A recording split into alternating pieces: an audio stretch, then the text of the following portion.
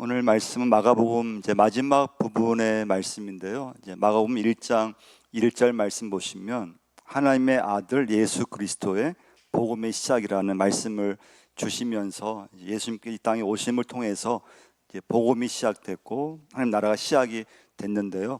그 예수님께서 십자가에서 이제 돌아가시잖아요. 그러면서 사실은 예수님의 그런 모든 복음이 끝난 줄 알았어요. 예수님의 사역이 실패한 줄 알았어요. 그런데 십자가에서 돌아가시고 부활하심을 통해서 사실은 복음이 시작되는 걸 볼 수가 있어요. 그래서 여러분 오늘 마가복음 마지막 부분이지만 마지막 끝이라고 해서 끝이 아니고 마지막 장을 통해서 모든 새로운 시작이 이루어지는 걸 볼 수가 있어요. 복음이 시작되고 신약 시대가 시작이 되는 걸 볼 수가 있어요. 첫 번째 메시지인데요. 그러면 예수님께서 부활을 하셨잖아요. 부활을 하시고 나서 제일 처음 누구를 만나셨는가? 그게 오늘 본문의 말씀이에요. 9절 말씀 한번 보시면요. 같이 한번 읽어보겠습니다. 9절 읽겠습니다. 예수께서 안식 후 첫날 이른 아침에 살아나신 후 전에 7 귀신을 쫓아내어 주신 막달라 마리아에게 먼저 보이시니, 막달라 마리아에게 먼저 보이셨어요. 막달라 마리아는 요즘으로 말하면은 아주 평범한 여인이에요. 아주 평범한 여인. 근데 이 여인에게는 7 귀신이 들렸던 여자였어요. 예수 믿기 전에요. 근데 그 7 귀신이 들어왔으니까 얼마나 힘들었겠어요. 사회에서 집에서 격리되고 소외되고. 그런데 그 막달라 마리아가 예수님을 만나고 7 귀신이 내 몸에서 나가게 됐어요. 첫 번째 메시지는요, 여기서 알 수 있는 것은 하나님이 쓰시는 사람들을 이렇게 가만히 보면 의외로 평범한 사람들이 많다는 것을 여러분과 제가 꼭 기억하셔야 돼요. 하나님께 쓰임받는 사람들인데, 그러면 좀 세상에서 뭔가 좀 쟁쟁하고 뭔가 이렇게 한 자리 좀 이렇게 하고 있을 것 같고 그렇잖아요.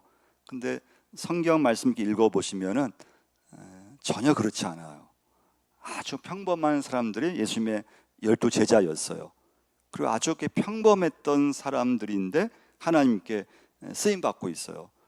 그러면 어떻게 평범한 사람들인데 어떻게 하나님 앞에 쓰임받을 수 있었을까? 이때 중요한 건 평범했지만은 하나님의 은혜를 체험했다는 게 중요해요. 여러분과 저도 살아가면서 하나님께 쓰임받는 믿음의 자녀가 되기를 축원드립니다. 하나님께 쓰임받는 인생이 돼야 돼요. 근데 어떻게 그렇게 쓰임받을 수 있느냐? 은혜가 있어야 돼요. 말씀의 은혜가 있든지 십자가의 은혜가 있든지, 내가 예수 믿으면서 뭔가 내가 예수 믿으면서 하나님의 은혜를 받아야 되는데요. 막달라 마리아에게는 어떤 은혜가 있었는가 하면 귀신이 쫓아나가는 놀라운 은혜가 있었어요. 우리 한번 누가복음 한번 가서요, 8장 한번 1절 한번 찾아보겠는데요.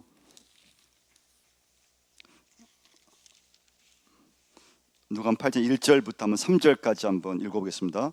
그 후에 예수께서 각 성과 마을에 두루 다니시며 하나님의 나라를 선포하시며 그 복음을 전하실새 12 제자가 함께 하였고, 또 악기를 쫓아내심과 병 고침을 받은 어떤 여자들 곧 7 귀신이 나간 자 막달라인이라 하는 마리아와 헤롯의 청지기 구사의 아내 요한나와 수산나와 다른 여러 여자가 함께하여 자기들의 소유로 그들을 섬기더라. 3절 끝에 보시면 다른 여러 여자가 함께하여 자기들의 소유로 그들을, 12 제자들, 주님을 함께 있었던 12 제자들을 섬겼다는 거예요. 그러니까 여러분 신약 시대를 보면, 복음서에 보면은 12 제자들만 있었던 것이 아니고 많은 여성들, 하나님의 은혜를 받았던, 주님으로부터 은혜를 체험했던 많은 여성들이 자기의 소유, 자기의 물질을 하나님 앞에 드리고 물질을 가지고 섬겼다는 거예요. 자, 2절 말씀 보시면 또한 악기를 쫓아내심과 병 고침을 받은 어떤 여자들 곧 7 귀신이 나간 자 막달라 마리아 여성을 말해요. 막달라인이라 하는 마리아와 그러니까 엄청난 은혜를 이제 체험을 한 거죠. 하나님의 은혜가 있기 때문에 평범했어요. 그렇지만 하나님께 쓰임 받는 걸 볼 수가 있습니다. 이 여성들이요, 예수님의 십자가의 현장까지 쫓아가요. 우리 남성들은 주님의 십자가의 현장에 한 명도 없었어요. 베드로도 예수님을 부인하고 도망갔어요. 그런데 하나님의 은혜를 받은 여성들 끝까지 따라갔어요. 우리 마가복음 15장으로 한번 가서요, 15장 40절 한번 41절 한번 보시면요, 멀리서 바라보는 여자들도 있었는데 그 중에 막달라 마리아와 또 작은 야고보와 요새의 어머니 마리아와 또 살로메가 있었으니 이들은 예수께서 갈릴리에 계실 때 따르며 섬기던 자들이요, 또 이 외에 예수와 함께 예루살렘에 올라온 여자들도 많이 있었더라. 할렐루야. 여성들은 많이 있었어요. 그런데 이상하게 남자들은 없었어요. 남성들은 없었어요. 하나님의 그 예수님의 십자가의 그 죽음의 그 순간, 그 현장에 사실은 제자들이 있어야 되는데 다 겁을 먹고 도망가 버렸어요. 그런데 하나님의 은혜를 체험한 여성들은 끝까지 주님의 십자가의 그 현장까지 갔던 거예요. 있었던 거예요. 그리고 예수님 십자가에서 돌아가셨어요. 이때 막달라 마리아는 예수님의 시체가 어디에 있는지를 주목했어요. 그래서 예수님의 시체를 장사를 지내주려고 예수님의 시체가 어디에 있는지를 주목해서 이제 보게 된 거예요. 우리 16장 1절과 2절 말씀이에요. 안식일이 지나매 막달라 마리아와 야고보의 어머니 마리아와 또 살로메가 가서 예수께 바르기 위하여 향품을 사다 두었다가 안식 후 첫날 매우 일찍이 해 돋을 때 그 무덤으로 가며. 근데 무덤에 이제 가서 보니까 돌이 이렇게 막혀져야 되는데 막혔던 돌이 이렇게 없는 거예요. 그리고 예수님 시체가 있어야 되는데 예수님의 시체가 없어요. 그랬더니 이제 처음 딱 드는 생각이 뭔가 하면 이제 당황한 거죠. 막달라 마리아도 당황했고 놀랬고 또 이게 무슨 일이지? 근데 한 청년이 이제 이 막달라 마리아와 여성들을 이제 맞이하게 돼요. 자, 5절 말씀 한번 보시면요. 무덤에 들어가서 흰 옷을 입은 한 청년이 우편에 앉은 것을 보고 놀라매 청년이 이르되 놀라지 말라. 너희가 십자가에 못 박히신 나사렛 예수를 찾는구나. 그가 살아나셨고 여기 계시지 아니하니라. 보라, 그를 두었던 곳이니라. 그리고 나서 부활하신 주님이 제일 먼저 막달라 마리아를 만나게 돼요. 막달라 마리아도 처음에는 이제 믿지를 못했어요. 믿음이 없었어요. 자, 오늘 첫 번째 메시지는요, 하나님께 여러분과 제가 쓰임 받아야 되는데 쓰임 받기 위해서는 직분만 갖고도 안 돼요. 직분이 있다고 해서 쓰임 받는 게 아니에요. 예수 믿으면서 무엇인가 여러분과 제가 하나님의 은혜가 있어야 돼요.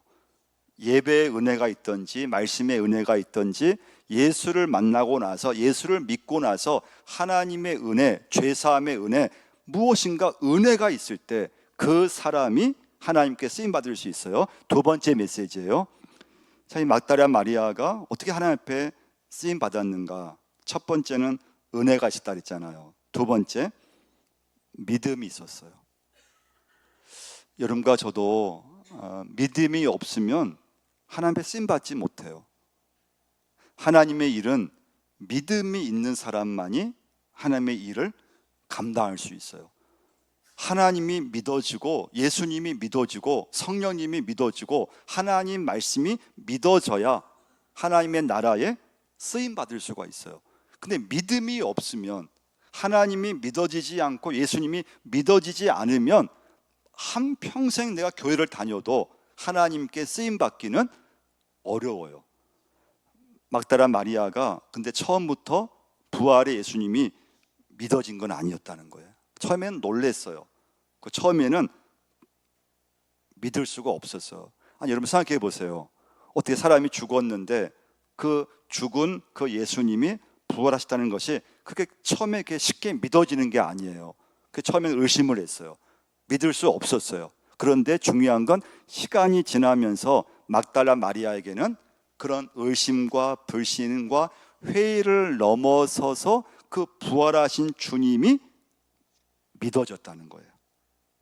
주님이 처음 부활하시고 막달라 마리아에게 먼저 부활의 몸을 보이셨는데 처음에는 당혹했고 당황했는데 근데 시간이 지나면서 믿어지기 시작했어요.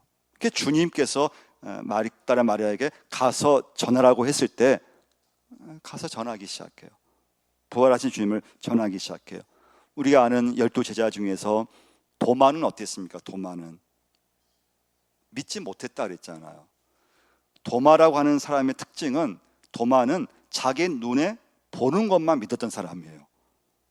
그래서 예수님께서 도마에게 이제 말을 하죠. 예수께서 이르시되 너는 나를 본고로 믿느냐? 보지 못하고 믿는 자들은 복되도다 하시니라.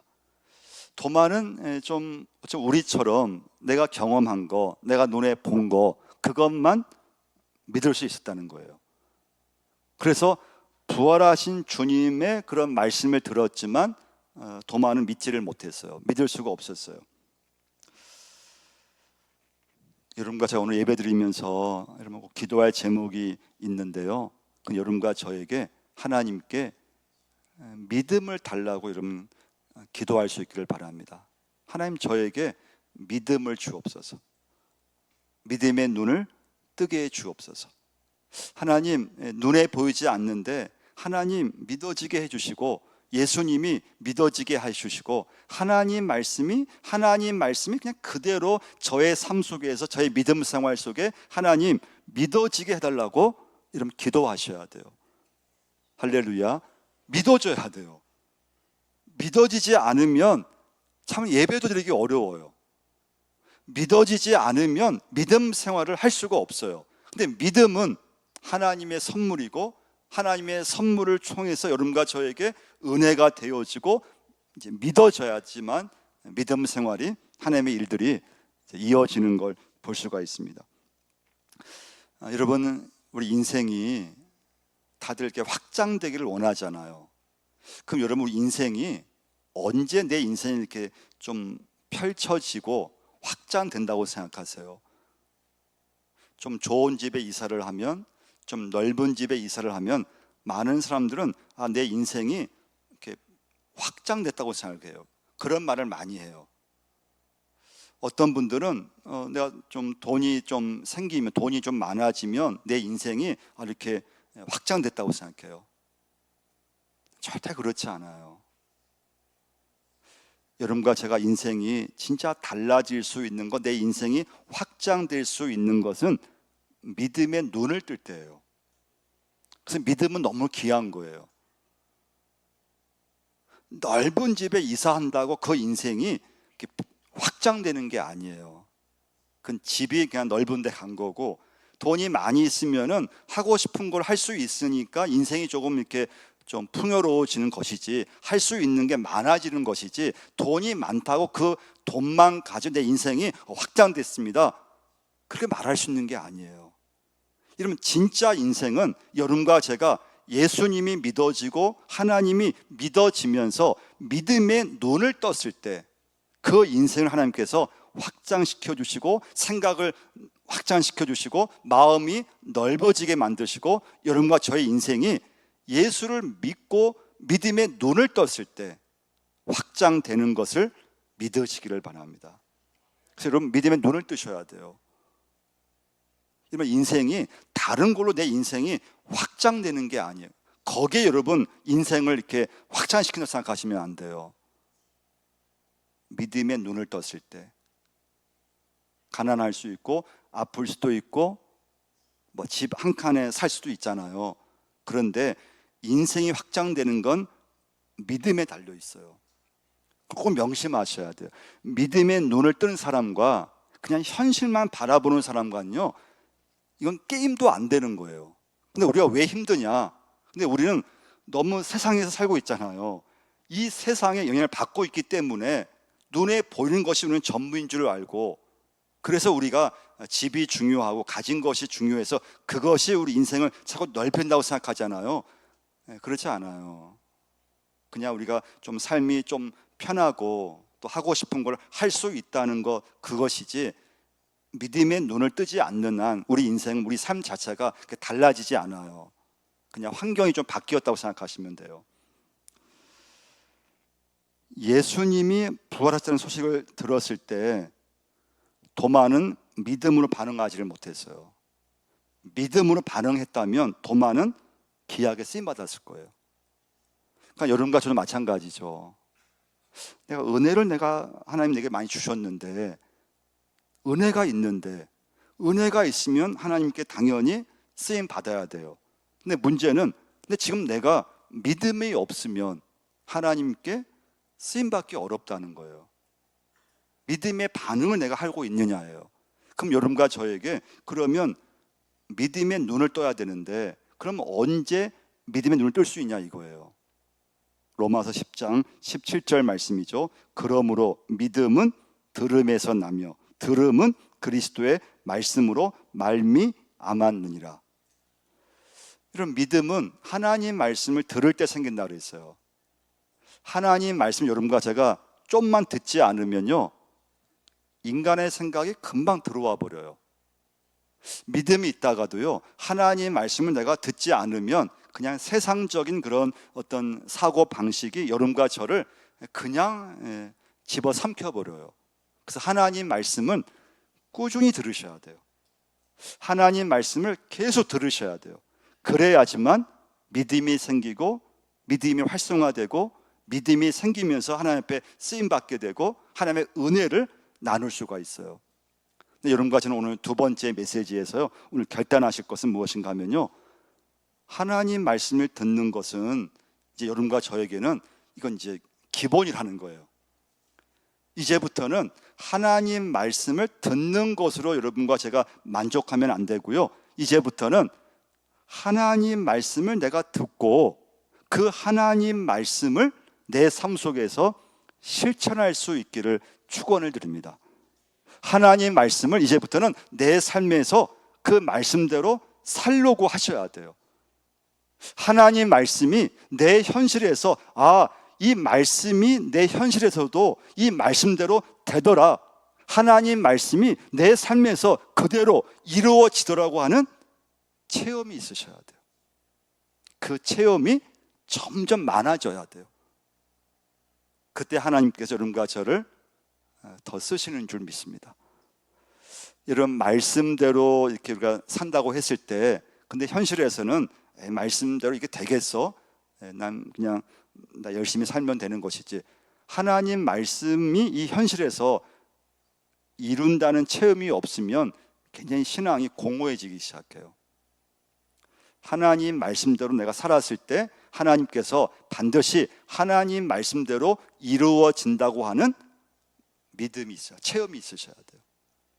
오늘 본문 보시면 15절 한번 보시면요, 마가복음 16장 15절 한번 읽어보겠습니다. 또 이르시되 너희는 온 천하에 다니며 만민에게 복음을 전파하라. 17절로 믿는 자들에게는 이런 표적과 따르리니 그들이 내 이름으로 귀신을 쫓아내며 내 새 방언을 말하며 뱀을 집어 올리며 무슨 독을 마실지라도 해를 받지 아니하며 병든 사람에게 손을 얹은즉 나으리라 하시라. 마지막 20절 읽습니다. 제자들이 나가 두루 전파할세 주께서 함께 역사하사 그 따르는 표적으로 말씀을 확실히 증언하시니라. 할렐루야. 그 제자들, 또 막다라 마리아, 그 여인들이 하나님 말씀을 믿고 순종했을 때 주님께서 함께 역사하셔서 말씀을 확실히 증언했다 그랬어요. 하나님 말씀이 여러분과 저의 현실에서 그 말씀이 이루어지는 줄 믿습니다. 이 체험이 있으셔야 돼요. 하나님 말씀이 지금도 말씀을 믿고 그 말씀을 살았을 때 하나님께서 그 말씀대로 하나님은 되게 하신다고 하는 믿음이 있으셔야 돼요. 직장에서든 사업장에서든 지금도 하나님 말씀을 붙잡으면은 그 말씀대로 이루어지게 하신다고 하는 확신을 갖고 있으셔야 돼요. 세 번째 메시지는요, 어려움이 여러분 생겼을 때 그때는 하나님 앞에 반드시 엎드리셔야 돼요. 세 번째 메시지예요. 어려움이 생겼을 때 그걸 절대 내 힘으로 그 문제를 해결하려고 하면 안 돼요. 어려움이 왔을 때는 무조건 하나님 앞에 엎드리셔야 돼요. 근데 어려움이 생기면 이제 여러분과 제가 꼭 시험 드는 게 뭔가 하면 믿음이 없어져요.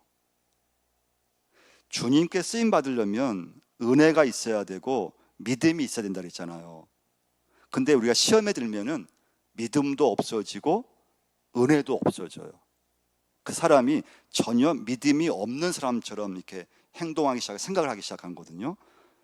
하나님의 쓰임 받으려면 저는 믿음이 있어야 되고 내가 은혜가 있어야 되는데, 그런데 어려움을 당하게 되면 이상하게 믿음이 약해지기 시작해요. 그래서 여러분, 이제 어려움이 왔을 때는 하나님 앞에 엎드려야 된다 그랬잖아요. 엎드리면서 하나님께 믿음을 달라고 기도하셔야 돼요. 하나님, 저에게 믿음을 주옵소서. 이 어려움을 이겨낼 수 있는 믿음을 주옵소서. 하나님, 이 문제 앞에 제 믿음이 약해지는 것이 아니고 하나님, 이 어려움을 하나님을 믿고 이겨낼 수 있는 믿음을 달라고 여러분과 제가 기도할 수 있으셔야 돼요. 아브라함은 좀 늦게 하나님을 믿기 시작했어요. 원래 아브라함은 아버지가 데라라는 아버지는 우상을 만드는 일을 했어요. 그 영향 속에서 아브라함이 사실은 하나님을 믿지를 못했어요. 근데 아브라함은 75세 때 하나님의 음성을 듣고 하나님을 믿기 시작했어요. 그때 하나님 주신 말씀이 뭔가 하면 너는 너의 고향과 친척과 아버지 집을 떠나서 내가 내게 보여줄 땅으로 가라는 말씀이었어요. 그러니까 목적지가 분명하지 않았어요. 그냥 하나님께서 너에게 지시하신 땅으로, 보여줄 땅으로 가라고만 하신 거예요. 근데 아브라함이 하나님 말씀을 따라갔어요. 그럼 믿음이 참 왜 이제 소중한가 하면요, 믿음이 있으면 그 믿음의 사람은 하나님 말씀을 따라가게 되어 있어요. 그 사람이 믿음의 사람이에요. 그럼 믿음이 있잖아요. 그럼 그 사람은 살아가면서 하나님 말씀을 따라가는 삶을 살게 되어 있어요. 믿음이 있다고 하면서도 하나님 말씀을 따라가지 않으면 믿음의 사람이 아니에요. 믿음이 있으면 당연히 삶 속에서 하나님 말씀을 따라가는 삶을 살게 되어 있어요. 이게 아브라함이, 여러분과 저예요. 할렐루야. 창세기 12장 4절 말씀 보시면 이에 아브라함이 여호와의 말씀을 따라갔고, 근데 문제는 롯은, 조카인 롯은 그와 함께 갔으며 조카 롯은 아브라함을 따라갔어요. 하나님이 아브라함에게 엄청난 말씀을 주셨어요. 내가 너로 큰 민족을 이루고 내게 복을 주어 내 이름을 창대하게 하리니 너는 복이 될지라. 내가 너로 큰 민족을 이루겠다는 말씀을 주셨어요. 근데 이때 아브라함은요, 자녀 한 명도 없었어요. 그런데 믿음이 있으니까 아브라함은 하나님 말씀을 따라서 살았던 거예요. 순종했어요. 그런데 한 5년 지나면 자녀를 줄 줄 알았거든요. 근데 10년이 지나도 자녀가 없어요. 그때부터 아브라함이 믿음이 이렇게 흔들리기 시작한 거예요. 그러면 10년도 대단한 거잖아요. 1년, 2년도 우리가, 여러분과 제가 이렇게 기도하고 응답이 안 되면 막 흔들리는데 아브라함은 10년을 이렇게 기다렸거든요. 여기서 중요한 건 하나님의 약속은 사람마다 그 약속의 응답은 다르다고 하는 걸 기억하셔야 돼요. 어떤 분에게는요, 기도 응답이 금방 올 수도 있어요. 근데 어떤 분에게는 기도 응답이, 하나님의 약속의 말씀이 금방 안 이루어져요. 아브라함에게는 25년이라고 하는 시간이 필요했던 거예요.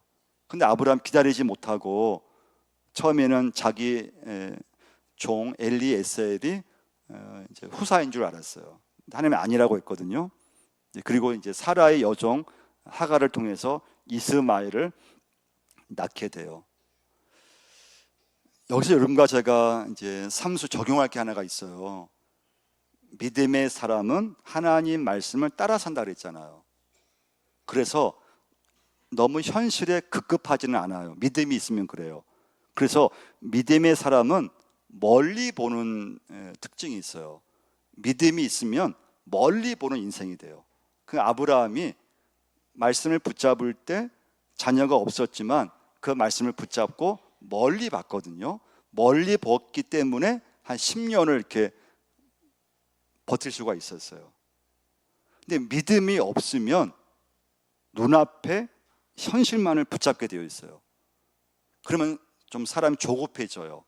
저나 여러분이나 믿음이 없으면 현실만 보게 되고 지금 당장 눈앞에 있는 문제만 보게 되고 그 문제 앞에서 나도 모르게 조급해지니까 실수할 때가 많아지는 거예요.